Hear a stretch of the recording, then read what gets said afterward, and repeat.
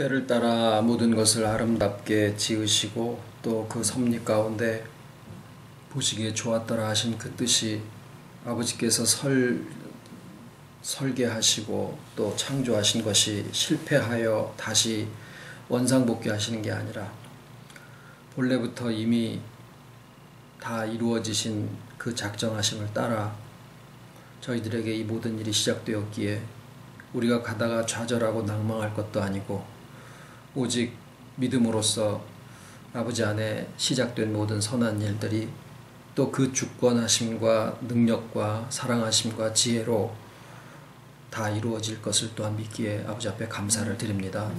눈에 보여지는 것들이 또한 저희들을 약하게 하고 또 먼지의 속성으로 우리 눈을 어둡게 하려고 할 때에 이제 우리가 회복된 눈으로 다시 볼 수 있게 하여 주셨사오니 보이는 대로 흘러가는 대로 따라가지 아니하고 오직 아버지의 하늘의 움직임을 또한 볼 수 있는, 내다볼 수 있는 저희들의 온전한 눈들이 되게 하여 주셨기를 바라옵고, 이 시간에도 정말 지나가는 많은 일들이 그저 의미 없이 오는 것이 아니라 그 모든 것들이 또 다 합력하여 선을 이루게 하시는 믿음 가운데 두셨사오니 또 믿음 위에 믿음을 더하시고 또 말씀을 나누고자 할 때에 그 가운데 아버지의 지혜의 영을 더하시옵기를 예수님의 이름으로 기도드립니다. 아멘.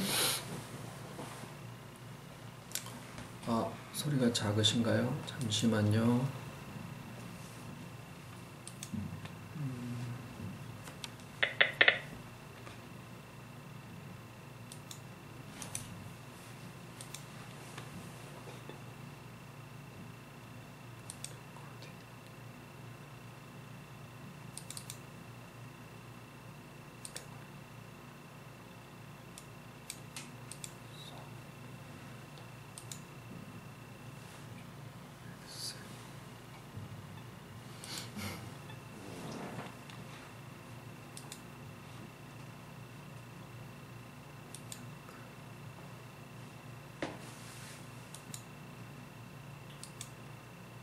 지금은 좀 어떠신가요?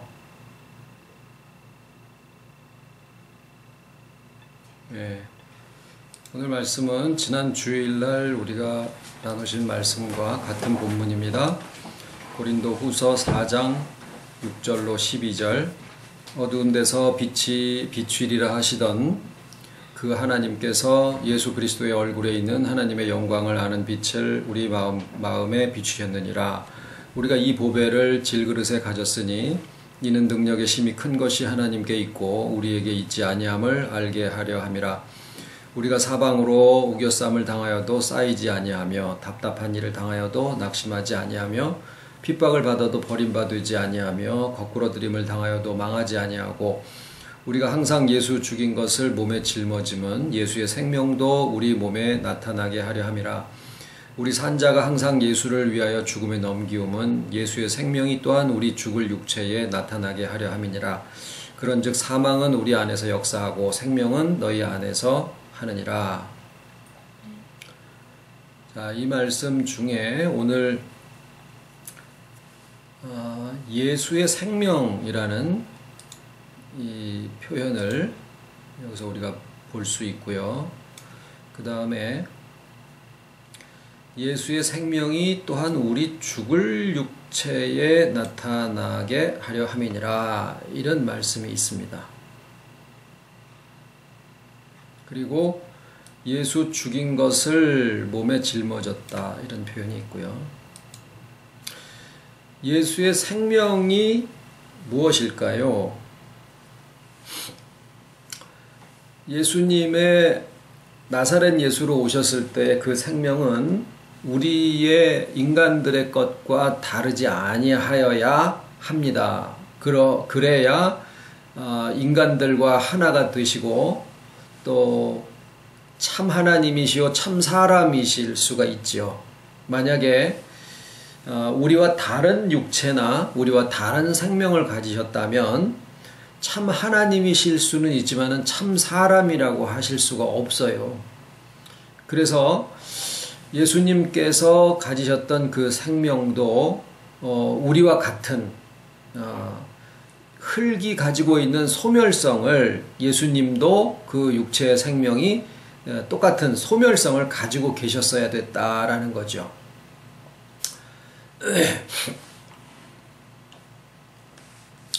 이제 거기서부터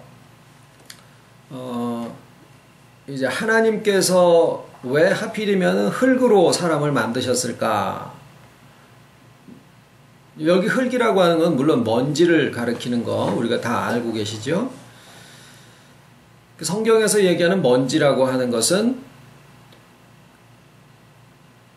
더 이상 그러니까 무가치하다, 또 아무데도 쓸데가 없다, 이런 것을 이제 먼지라는 것으로 비유를 합니다. 실상 세상에 있는 먼지는 또 유용한 점들이 있기는 합니다만은 성경에서의 그런 표현은 무가치, 무효용성, 이런 점으로 이제 표현을 하는 것인데, 그 흙을 취하셔서 먼지를 취하셔서 사람을 만드셨다라는 것은 소멸된다 그 뜻인데, 왜 하필이면은 그런 것으로 하나님을 만드셨을까? 본래 하나님께서 사람을 만드시고자 하실 때 이제 자유의지라는 말이 워낙에 많이 퍼져 있어요. 예? 워낙에 철학에서도 자유의지를 얘기하고요. 법에서도 어떤 사람이 너는 죄를 졌으니까 벌을 받아라 라고 그 사람에게 책임을 물을 때는 그 사람이 할 수도 있고 안 할 수도 있는 선택의 의지, 자유로 결정할 수 있는 의지가 있기 때문에 그걸 네가 잘못 썼기 때문에 벌을 받는 것이 마땅하다. 그러니까 이제 그런 것은 자유의지를 가지고 있다라고 하는 것을 전제로 법을 만들고 그러잖아요.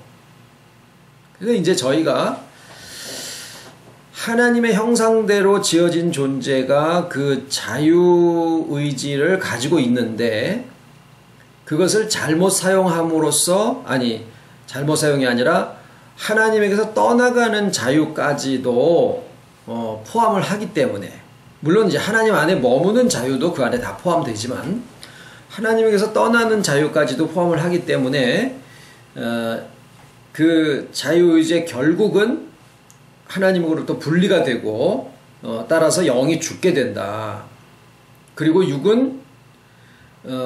육과 영혼은 그 영이 죽는 데서부터 생겨진 그 죽음의 두려움을 피해서 눈에 보여지는 것이 실상이라고 생각을 하고 이성으로 왕을 삼고 보여지는 것들로 자기 자신을 소유로 삼고 그것으로 덮고 뭐 이러는 이제, 그리고 선과 악을 이제 자기 나름대로 자기 식으로 자기의 법으로 자꾸 그렇게 만들어서 어떤 것은 항상 선하고 어떤 것은 항상 악해서 그래서 지나쳐지게 되고 그래서 악한 것이 생겨진다. 이제 이런 말씀들을 쭉 나눠왔어요. 그러다 보니까 영이 죽은 것이 자유의지를 사용을 해서 영이 죽었을까? 이제 한번 좀 생각을 해보시자고요. 영이 죽은 것이 하나님께서 떨어졌기 때문인데 자유의지를 쓴다라고 하면 어디에서 이루어지는 일이냐? 자유의지를 쓴다 그러면 우리가 의지라는 것은 어떤 선택을 얘기를 합니다. 그리고 한쪽은 이제 감정이고 그 밑에 생각이 있고 그 밑에 어떤 하나의 지식체계, 그러니까 개념, 무슨 마음속에 확 박힌 그런 이미지, 이런 것들을 따라서 내 생각이 움직여지게 되고 그것을 따라서 우리의 감정이나 선택이나 의지, 결정 이런 것들이 이제 나타나게 되는데, 그러면 바깥에 있는 행동이나 선택이 그 안에 있는 영을 죽게 만들었다라는 얘기가 되거든요. 근데 과연 그렇게 될 수 있을까? 만약에 그게 가능했다 그러면 바깥에 있는 행동이 바뀌어져 가지고 영을 살릴 수도 있어야 되는데 하류의 물을 깨끗하게 해가지고 상류가 깨끗해지는 법은 없어요. 역으로 상류가 깨끗한 물이 윗물이 맑아야 아랫물이 맑아지지 아랫물을 깨끗하게 한다고 해서 윗물이 절대로 맑아지지 않습니다. 그러면 우리의 인격에서의 흐름은 우리의 인격도 하나의 흐름으로 되어 있는데 인격의 흐름은 영에서부터 영혼으로 이 어떤 흐름이 흘러나오고 의식의 흐름이 나오고 그것이 몸으로 흘러서 그 다음에 온 삶으로 이렇게 퍼져나가게 되어 있는 것이지 이게 거꾸로 되어지는 경우는 이게 없어요. 그러니까 내 의지가 영을 죽인 게 아니라 영이 죽었기 때문에 그 결과로 선택이 잘못되어지고 감정이 순화가 오히려 역행을 하게 되고 지나쳐지게 되고 보이는 것으로 소유를 삼게 되고 이렇게 된 거다라는 거죠. 그렇게 보면 과연 우리 인간에게 이 겉에 있는 영혼이나 육체의 선택에 과연 자유의지가 있는 것인가? 여기서 성경을 다 찾아보면은 자유의지라는 그런 표현이 안 나옵니다. 세상에서 사용하고 있던 그런 용어들이 기독교 교리 안에 같이 접목이 되어지면서 자유의지라는 그런 표현들이 신학 용어인 것처럼 사용이 되지만 실제로 자유의지를 컴퓨터에서 검색을 해보면 성경적인 그런 내용만이 아니라 심리학, 철학, 무슨 과학에서도 다 이 법의학에서도 그렇고 이 자유의지라는 개념을 굉장히 중요하게 다루고 있는 부분이에요. 근데 이제 우리는 정작 과연 자유의지가 원인이 되어져서 영이 죽었을 것이냐? 그게 아니라 영이 죽었기 때문에 그 바깥에 있는 것들이 악해지거나 변질되거나 지나쳐지게 된 것이냐라고 볼 때 후자라는 거죠. 영이 먼저 죽었기 때문에 그 바깥에 있는 것들이 그렇게 나타나지게 된다라고 하는 것이 우리가 지금까지 나눈 말씀을 통해서 볼 때 그런 결론을 우리가 낼 수가 있어요. 그러면은 영이 죽은 것은 언제적 얘기냐 하면 이 바깥에 있는 우리의 현실에서의 우리의 선택이나 의지나 행동이나 결정 이런 것들과 무관하게 영원이라고 하는 세계 속에서 하나님의 작정하심 속에 하나님이 인간의 영을 창조하실 때 그 영에게 자유의지를 주시게 되면은 그 자유의지, 영의 자유의지가 아니라 그 자유라고 하는 것을 주시는데 의지라는 표현을 꼭 쓰지 않아도 된다라는 거예요. 그러니까 우리가 생각하고 있는 의지라고 하는 것은 우리의 영혼의 작용이지 영의 의지라는 것은 없어요. 그런 표현은 없어요. 그냥 영은 존재함이에요. 그래서 하나님이 영에게 자유를 주실 때 그 자유만 가지고 보면은 하나님에게서부터 떨어질 수 있는 그 요소를 가질 수밖에 없고 그렇기 때문에 이 바깥에 있는 상황이랑 상관없이 영은 죽게 되어 있더라라는 거예요. 하나님의 작정하심 속에. 그리고 동시에 하나님의 작정하심 속에 예수 그리스도를 통한 구속과 그 다음에 영과의 연합이 예수 그리스도의 영과 우리의 죽은 영과의 연합이 같은 하나님의 작정하심 속에서 이미 결정이 나 있는 거예요. 그러니까 영원의 세계 속에서는 그게 창조 전인지 지금 우리가 생각하고 있는 이 시점인지 전혀 의미가 없어요. 구분이 없기 때문에 하나님의 존재하심 속에 창조 전인지 만세 전인지 영원 후인지 지금인지 구분을 할 수 없는 그 시간을 초월해 있는 그 하나님의 존재 속에서 하나님과 창조된 우리의 영과 예수 그리스도를 통한 연합으로 영이 소생됨과 이 이 역사가 이미 하나님의 작정 속에서 다 완성이 되어 있더라라는 거예요. 그러나 현실 속에서는 이런 과정들을 통하여서 부활의 사건도 있었고 예수님의 십자가 사건도 있었고, 그런데 그것은 순전히 우리의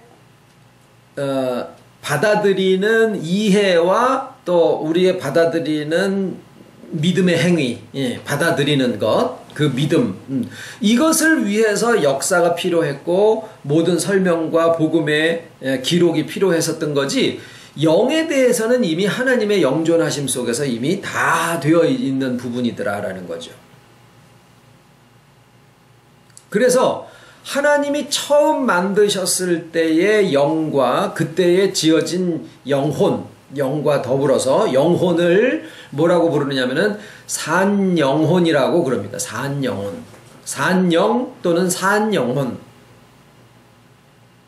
그런데 그것에 비해서 예수 그리스도와 연합해서 다시 살아난 영은 자기 혼자서 살아있는 게 아니고 예수 그리스도의 영과 더불어서 연합되어져 있는 영이에요. 그래서 이 영은 다시 죽을 수가 없어요. 이 영은.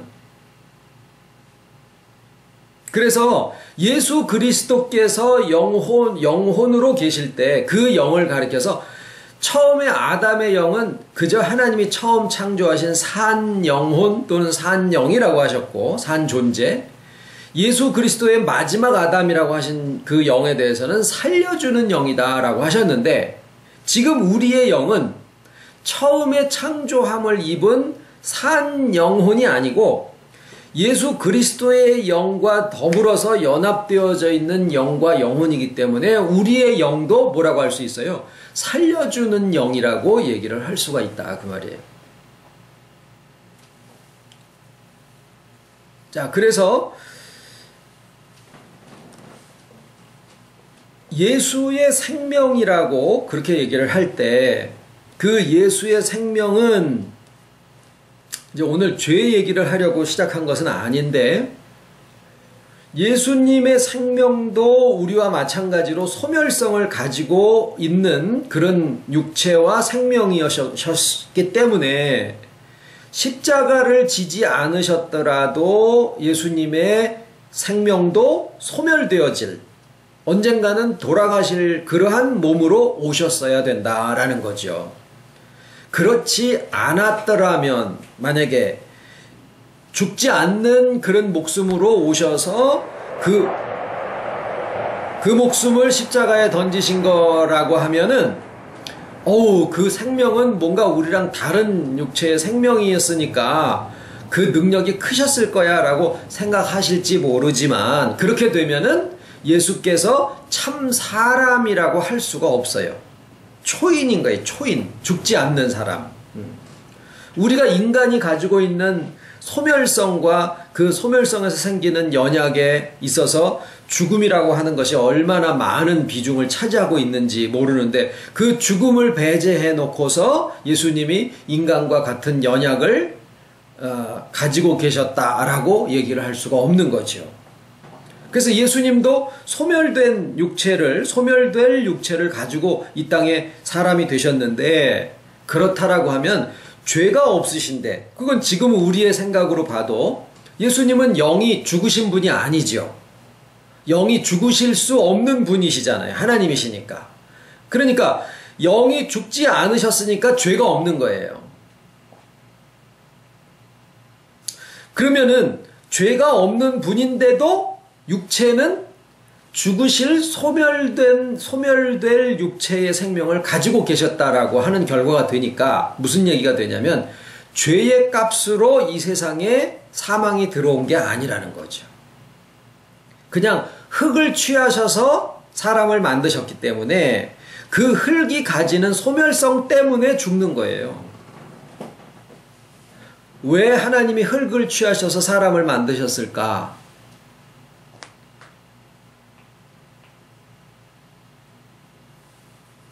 그렇죠? 흙을 꼭 취하셨어야지 되는 이유가 있으셨을 거 아니에요. 사람이 흙으로 되어 있는 자신을 알게 되고, 그 다음에 하나님에게서 떨어져서 자기 자신을 인식해서 보니까 흙이요. 그래서 그것을 덮기 위해서 뭐가 나오면 잎사귀 치마를 해서 소유로 자기의 소멸성을 좀 덮어보자. 그래서 뭔가 좀 영속할 만한 거, 금, 무슨 뭐 다이아몬드 이런 걸로다가 이 소유를 삼아서 자기의 소멸되는 것을 좀 지속해 나가자. 이런 생각을 가지고, 그 다음에 그 권세를 나무 뒤에 가서 숨음으로써 사람 속에 있는 그 숫자의 권세, 그거 뒤에 숨기도 하고, 그 다음에 자기 나름대로의 식과 법을 다 만들어서 그걸로 완벽해지려고 하는 그러한 노력과 수고를 기울이게 되죠. 그게 선악을 알게 하는 나무의 실과를 따서 먹었다. 이렇게 되는 거잖아요.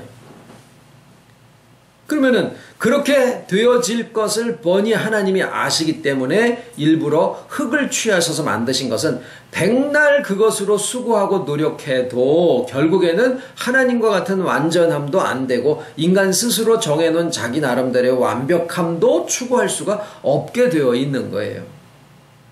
그래서 결국에는 인간이 자기 스스로를 구원할 수 없게 해놓으시고 오직 약속에 의해서 하나님이신 예수 그리스도의 이름과 하나님이신 예수 그리스도의 영과 더불어서 우리의 영이 소생이 되고 예수 그리스도의 부활하심이 우리의 영혼 속에서 이루어짐으로써 주와 인격에 더불어지고 그 다음에 우리의 육체까지 대속함을 입어서 결국 하나님이 예수 그리스도의 사역까지 포함하셨을 때 모든 하나님의 그 구속과 창조의 모든 섭리가 다 완성이 되어지도록 하나님의 작정 속에서 이미 구속이 끝나져 있는 것들이 역사를 따라서 우리의 삶 속에서 이루어지게 되어 있더라라는 거죠.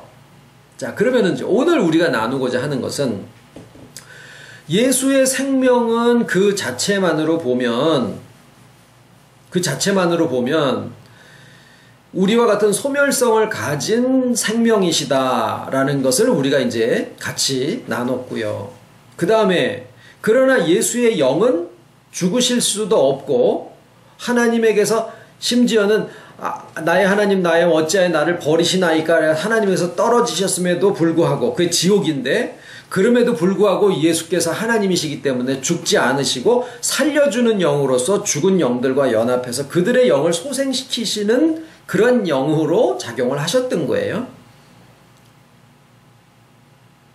그러면은 영이 소생되어 있기 때문에 그때 예수님의 그 나사렛 예수로 있을 때의 그 생명도 소멸성은 가지고 있었지만 뭔가 그 속에 영이 소생된 우리의 지금처럼 뭔가 영의 움직임이 있으셨을 거는 우리가 당연하다라는 생각을 하고 더군다나 예수께서 부활하실 때 굳이 제자들한테 영은 뼈와 살이 없지만은 봐라 나는 살과 뼈가 있느니라 그렇게 부활을 하셨어요.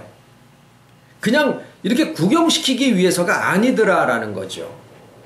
즉 예수님과 우리의 연합이라고 하는 것은 영으로만 연합이 아니라 영혼과 육체까지도 다 연합의 역사가 이루어지게 되어 있는 것을 우리가 안다면 지난번에 죽은 영혼들이라는 표현이 성경에 있다라는 말씀 드렸죠.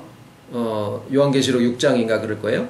죽은 영혼들이 하나님의 보좌 앞에서 막 상소를 하잖아요. 그 영혼이라는 표현은 영이 아니고 영혼이라고 되어 그러니까 죽었는데 영혼이 있다라는 거죠. 그러니까 우리가 지금 살아있는 동안에 생각하고 뭐 이런 부분 중에서 영화되어진 영처럼 되어진 혼의 부분은 우리가 죽은 다음에도 그 혼이 영혼 속에 그냥 영과 더불어서 남아있다라는 얘기를 드렸어요. 심지어는 그런 내용이 육체에 대해서도 신령한 몸이 있느니라. 육의 몸이 있은즉 곧 신령한 몸이 있느니라. 그러면 그것이 나중에 부활한 다음에 그렇게 되어지는 것으로만 알고 있었는데 예수 그리스도께서 우리와 살과 뼈에 대한 말씀까지 하시면서 부활하셔서 연합을 하셨다라고 하면 우리의 전 인격 속에 우리의 육체까지도 그것을 뭐라 그래요? 육체의 대속이라는 부분이 있다 그 말이에요. 그러면은 그 육체의 대속이 언제 이루어지느냐? 부활 때? 그게 아니에요. 언제예요? 지금 우리가 살아가고 있는 동안에요. 자, 그러면 예수의 생명이 우리 죽을 육체에 나타나게 하려 함이니라. 나중에 육체도 아니고 뭐 어떤 특별한 육체도 아니고 어떤 육체냐면 우리의 죽을 육체에. 그러니까 지금 우리의 몸뚱아리 이거 자체를 얘기를 하는 거예요. 일부러 죽을 육체라는 표현을 쓰셨어요. 예수의 생명이, 자, 이 예수의 생명을 하나님과 연결된 이런 차원이 아니라 예수의 생명, 부활하셔서 우리와 연합한 그 예수의 생명, 영이 살려주는 영이시며 그 다음에 부활하셔서 이제 신령화되어진 영혼과 신령화되어진 육체를 가지신 그 예수의 생명이, 이 부분은요 굉장히 현실적이고 실질적인 거예요. 단지 우리의 눈에 검출되어지지 않을 따름이지만 그건 뭐 우리 생명도 검출되어지지 않기는 마찬가지죠. 근데 그 예수의 생명이 지금까지 이렇게 몇 가지 드린 말씀의 내용을 비추어서 볼 때, 그것을 토대로 볼 때 이것은 우리 눈에 보여지거나 손에 만져지지만 않을 따름이지 굉장히 말씀이 증거하고 있는 현실적이고 실질적인 것이에요. 예수의 생명이. 그게 어디에? 우리의 죽을 육체에 나타나게 하려 합니다 라고 얘기를 하고 있다라는 거예요. 뭘까요? 예수의 생명이 우리의 죽을 육체에 지금 나는 어떻습니까? 골골하잖아요. 네? 눈이 찌푸러지고 막 자꾸 그냥 뭐 몸이 막 이렇게 되어 가고 막 여러 가지 불안증도 있고 그게 나잖아요. 그게 무슨 육체예요? 죽을 육체. 죽음의 두려움도 있고 통증, 아픔, 뭐 이런 슬픔, 고통 이런 마음에서부터 오는 그러한 것도 있고 스트레스, 막 뒷목이 뻐근하고 머리털 빠지고 이빨은 아프고 막 이런, 이게 뭐예요? 죽을 육체잖아요. 너무 현실적인, 지금 오늘 내가 당장 오늘 밤에 잠을 잘 자나 못 자나, 소화가 잘 되나 안 되나, 응? 무릎에서 막 삐그덕삐그덕 소리가 나고 귀에 물 차고 막 이게 썩을 죽을 육체인데 예수의 생명이 복음에서 증거를 하고 있는데 나의 이 죽을 육체에 나타나게 하려 함이니라. 이렇게 바울이 얘기를 하면서 심지어는 야, 이후로는 날 건드리지 마. 내 몸에 예수의 흔적을 가졌느니라 라고까지 얘기를 하고 있어요. 어떤 흔적을 가졌는지 그건 몰라요. 하지만 바울은 자기 몸에 예수의 흔적을 가졌다고, 예수의 생명이 그의 그 죽을 썩을 육체에 나타나게 하려 하는데 그 증거를, 흔적을 가졌다라고까지 얘기를 해요. 궁금하기는 해요. 뭘 가졌을까? 예수의 흔적이라는 게. 예수의 흔적이 꼭 못자국을 얘기하는 건 아닐 거라 그 말이에요.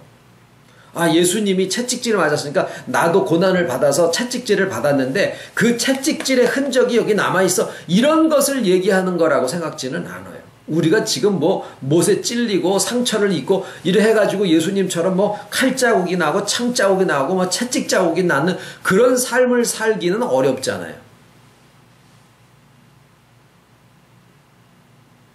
어쨌거나 흔적을 떠나서 그건 확인될 방법이 없으니까 그런 표현까지 쓰셨다라는 얘기뿐이지. 중요한 것은 예수의 생명이 우리 죽을 육체에 나타나게 하려 함이니라. 뭘 함으로써? 조건이 붙어요. 예수 죽인 것을 우리 몸에 짊어짐은 이렇게 되어 있는 거예요. 조건이 그거예요. 그러니까 자, 이제 나의 자연인으로서의 생명과 육체는 가만히 놔두면은 육체가 가지고 있는 소멸성 때문에 자꾸 소멸되어지고 약해질 수밖에 없는 것을 우리가 잘 압니다. 세상의 100세 시대 이걸 떠나서 그냥 가만히 놔두면 그렇게 되어질 것 같은 생각은 우리가 다 해요. 그런데 예수의 생명이 만약에 우리의 죽을 육체에 나타난다라고 하면 이게 뭐 마음의 상처가 회복이 되어지고 위로를 받게 되고 뭐 뭔가 이렇게 아버지의 온전한 눈으로다가 세상과 나를 바라보고 이거는 이제 다 바깥에 있는 여러 가지 영혼에 대한 부분이었었다라고 하면 지금은 굉장히 실질적인 얘기를 하고 있는 거예요. 몸에 대한 얘기를 하고 있는 거예요. 나의 썩을 죽을 육체에 예수의 생명이 나타나면 어떻게 될까요?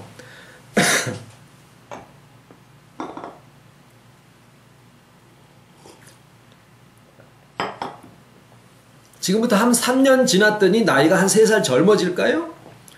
아니면은 뭐 물 위를 걸어갈 수 있을까요?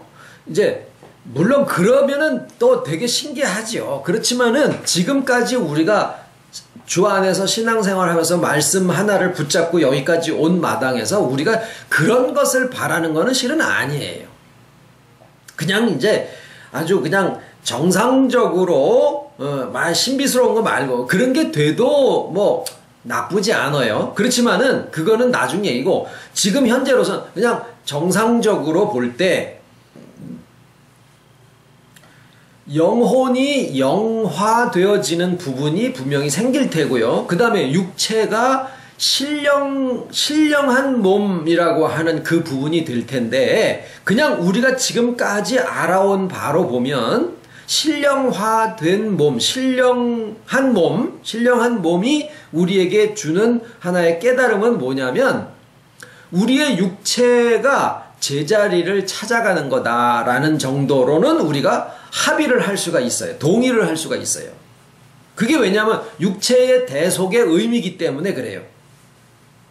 그러니까 우리가 마치 예수의 생명이 우리의 죽을 육체에 나타나게 되면은 내가 이제 내일 모레 90인데 갑자기 30세 청년의 젊음으로 이렇게 확 바뀐다는 거나 이런 쪽으로 이렇게 상상을 해볼 수도 있어요. 그럴는지도 그건 몰라요. 그거는 하나님의 능력에 대해서 우리가 모르지만 지금까지 나눠온 복음의 내용으로 볼 때는 육체의 대속이 이루어지는 것, 그것이 이 육체의 대속이 이루어지는 것, 그것이 신령한 몸으로 되어지는 부분이다라고 해석이 되어집니다. 그러면 예수 죽인 게 뭐냐? 예수 죽인 것. 그 십자가지. 그러면은 이 십자가에 대한 의미가 워낙에 왜곡되어 있기 때문에 뭐로 희생, 고난 뭐 이런 것들로요. 그래서 그것을 정확하게 보면 예수 죽인 것이라고 하는 것보다 예수의 죽으심 이거예요. 예수의 죽으심. 그래서 예수님이 십자가의 죽으심의 의미를 우리가 다시 한번 생각해 보실 필요가 있어요. 왜? 내가 예수님의 십자가를 질 것도 아니고 우리가 이전처럼 희생해라 네가 먼저 죽어라 이런 것들도 아니다라고 생각을 하면 예수님의 죽으심의 의미가 무엇이겠느냐라는 거죠. 예수님의 죽으심의 의미, 예수님의 육체의 죽으심은 그 이전에 있던 모든 양과 소와 짐승들의 제사의 연장선상에서 그 모든 구약의 약속들을 예수님의 몸으로서 다 완성을 하시고 그러나 그것도 뭐냐면 예수님의 육체의 죽으심도 하나의 새 약속이다. 새 언약이다. 이렇게 하셨거든요.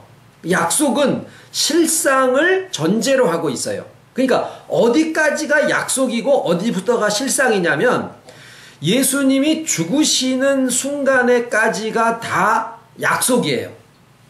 그러니까 예수님의 십자가로 실상이 이루어진 게 아니라 예수님의 죽으심까지가 약속이에요. 언제부터가 실상이냐? 영으로 죽은 영들을 소생시키신 거 실상이고 그 다음에 부활하시는데 그때 당시에 제자들의 눈앞에 보여지시는 그뿐만이 아니라 오늘날 우리들에게도 우리의 영과 연합하시는 것이 실상은 우리의 영혼 속에 예수님께서 인격으로 부활하시는 거예요. 육체에까지. 그게 실상이에요. 그게 양 잡아 소 잡아 짐승 잡아 드리는 제사와 예수님이 십자가상에서 피를 흘리신 그 모든 것의 그 약속의 실상이 이루어지는 거예요. 주와의 연합. 이게 실상이에요. 자, 그러면은 예수님의 죽으심은 하나의 약속이니까 우리의 죽음으로 그것을 따라갈 수 있는 게 아니에요. 그죠? 내가 예수님의 십자가, 그러니까 예수님은 그 모든 것을 역사적으로 딱 이제 종결하시기 위한 죽음이셨기 때문에, 그러면은 그 예수님의 죽음의 의미가 그거 하나라고 하면 우리는 예수님의 죽으심을 흉내도 낼 수가 없어요. 왜? 나는 그 자리에 있을 수가 있는 존재가 아니잖아요. 그러면 나에게 각자 적용되는 예수의 죽으심의 의미는 뭐겠느냐라는 거죠. 그건 뭐냐면 자기 목숨을 얻고자 하는 자는 잃을 것이요 나와 미 복음을 나를 위하여 자기 목숨을 잃는 자는 얻으리라 이거예요. 이게 왜 우리의 육체의 대속과 상관이 되느냐 하면 목숨을 얻고자 한다라는 것은 뭐냐면 자기 육체의 목숨을 얻고자 하는 거예요. 안 죽을라 그러고 그러는 거죠. 그러면 그것을 반대로 바꾸면은 뭐예요? 죽고자 하는 거예요. 죽고자 하는 거예요. 이게 옛날에 희생해라 이게 아니라 육체의 생명을 내가 안 죽으려고 하는 게 아니라 내가 육체의 생명을 안 죽으려고 하고 있으면은 육체가 대장 노릇을 하는 거예요. 그래서 육체가 너한테 속해 있는 게 아니라 육체가 주인 행세를 한다 그 말이에요. 그러면은 우리가 하는 것은 뭐냐면 나라고 하는 인격이 하는 것은 뭐냐면 육체가 주인 행세를 하지 못하게 주권을 가지고 오는 건데 그게 뭐예요? 육체가 주인 행세를 하는 거는 자기 목숨 안 죽을까봐 두려워가지고 하는 그게 주인 행세를 하는 거예요. 바꿔서 주인의 주권을 우리가 돌려받아서 대속을 한다라는 것은 오히려 내 육체를 죽고자 하는 마음으로 자기 목숨을 잃으면이라는 게 그 부분이에요. 그런데 거기에 그게 한 가지고 죽고자 하면 얻을 것이요라는 게 한 가지고 또 한 가지는 뭐가 있냐면 주를 위하여라는 게 있어요. 그냥 또 그렇게 해서 자기를 위하는 게 아니라 주를 위한다라고 지금 어디 주님이 어디 있어? 그렇잖아요. 교회를 위해서 뭐 어떤 사람을 위해서 주를 위해서가 뭘까요? 지금의 주를 위해서라고 하는 것은 지금 계신 주님이 어디에 어떤 상황으로 계시는가라는 것을 우리가 알면은 답이 보이죠. 어디에 계십니까? 모든 택하신 자의 심령 속에 다 계시잖아요. 그 주님을 위하는 마음이 내 마음에 있으면서 죽고자 하는 마음으로 있으면은 내 몸을 내가 얻을 수가 있어요.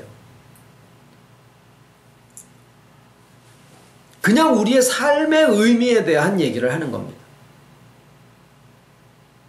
내가 전도사를 해야지, 뭐 구역장을 해야지, 무슨 사역자가 돼야지 이게 아니라 나의 삶의 목적과 의미가 어떤 것이냐라고 합니다. 그러니까 이게 나는 전도를 못해 그거 얘기를 하는 게 아니에요.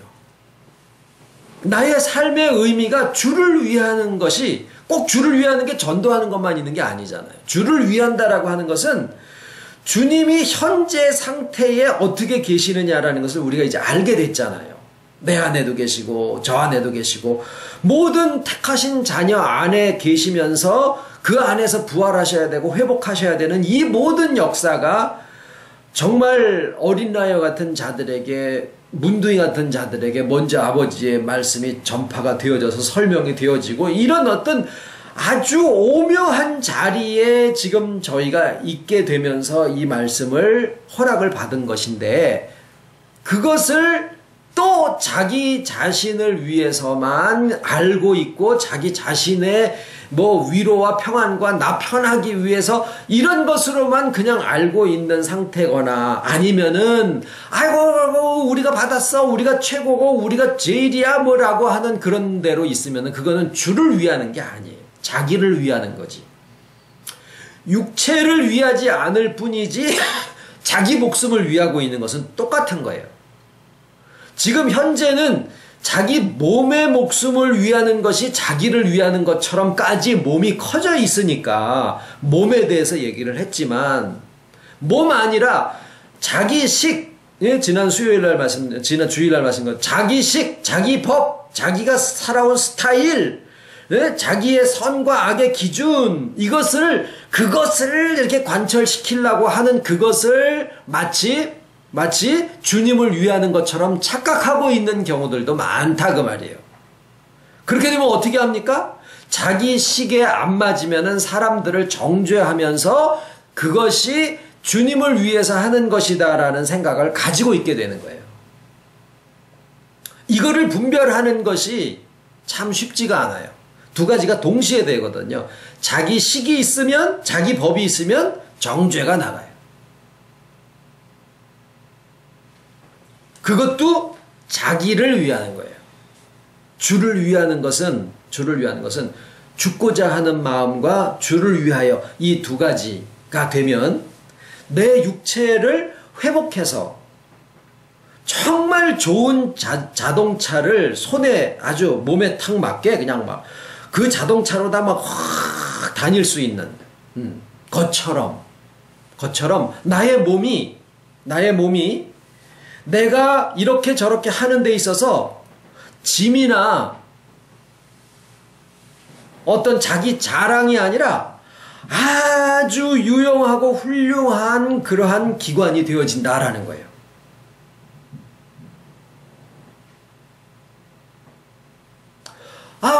내 몸이 아파 죽겠어. 그거 훌륭한 기관 아니죠.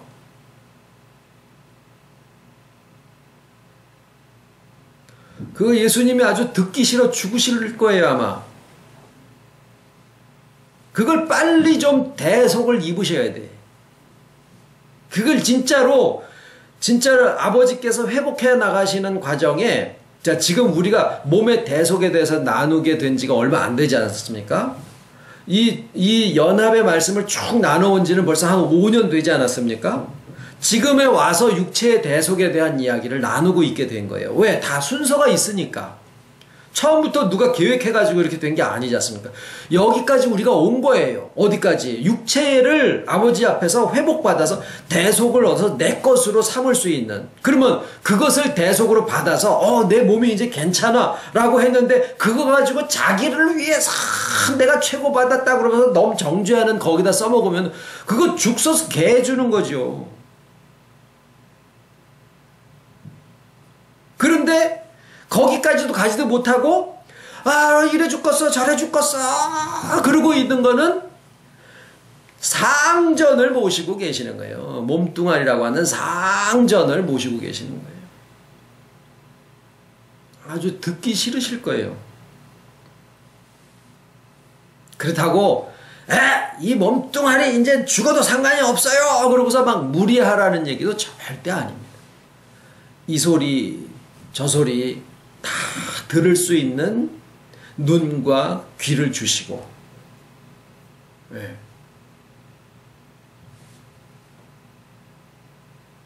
그리고 이런 말씀들을 우리에게 나누게 하시는 것은 이미 이런 세계가 지금 우리들에게서 이루어지고 있기 때문에 이런 말씀을 나누게 된다라고 생각을 합니다. 주님 가르치신 기도로 예배 마치겠습니다. 하늘에 계신 우리 아버지 이름이 거룩히 여김을 받으시오며 나라의 임하옵시며 뜻이 하늘에서 이룬 것 같이 땅에서도 이루어집니다. 오늘날 우리에게 일용할 양식을 주옵시고 우리가 우리에게 죄 지은 자를 사하여 준 것 같이 우리 죄를 사하여 주옵시고 우리를 시험에 들게 하지 마옵시고 다만 악에서 구하옵소서. 나라와 권세와 영광이 아버지께 영원히 있사옵나이다. 아멘.